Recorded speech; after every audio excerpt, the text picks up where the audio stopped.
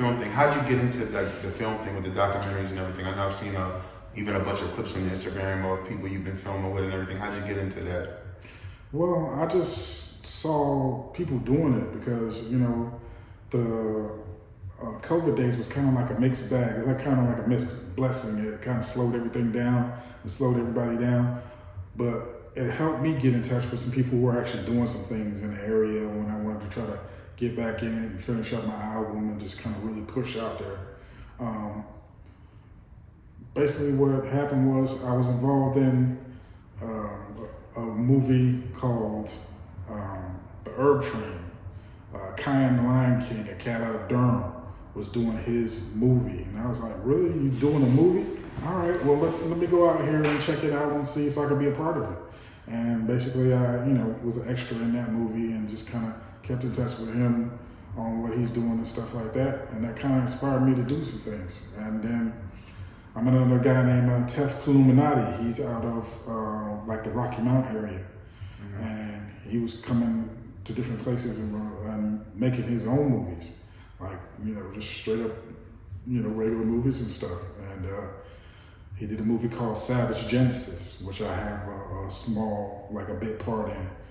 And, that was just one of those things like, okay, these two guys are actually making movies and they're actually doing it for themselves and they're not, they don't have to go to Hollywood. They don't have to do a whole bunch of extravagant stuff to try to raise money.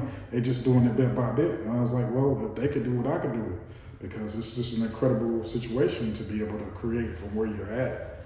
And, and just looking at those guys, like both of those movies are on Amazon Prime.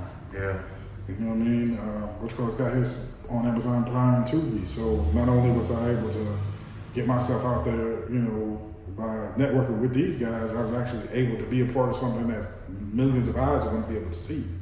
And it kind of gives me, a bigger platform and, more chances for people to see my face and then go check out my music and check out what I'm doing. So I said, well, if I'm going to do a movie, why don't I do my own movie? Yeah. And what was more important to me than being able to do my own movie than trying to create one from where I started, celebrate what I was already doing. Yeah.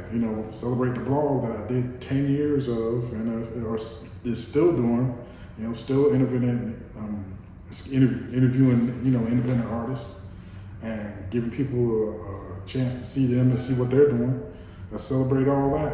And let's give more eyes to even more, artists, because now they get to feel like they're a part of something and get to invest their audience into the movie. I think a lot of people are doing that right now. Like a lot of people are showing love and giving people platforms, and I think it's over you're doing that, man. And definitely COVID was a trying time for everybody. A lot of people were able to refocus and get back to things and things that they love. I know, are you familiar with Black Watch? Yeah. Yeah. I know that's one of the most inspiring things I seen when I seen that movie that he did, the setup that's on Tubi. An amazing movie, and it reminded me of just what you're saying, like this is what I need to get back to and just doing it myself. Now, aside from the documentary, do you got plans after the documentary to do any other films, like actual movies like you're talking about, aside from documentaries that you're gonna do yourself? Yeah, I'm gonna try to try to do some actual scripted movies and try to see how that works out. We're just starting to build out from the bottom up. I definitely want to do some, comedy films and maybe something like, Russell Simmons have, comedy shows here, link up with somebody who's doing something like that here and create that.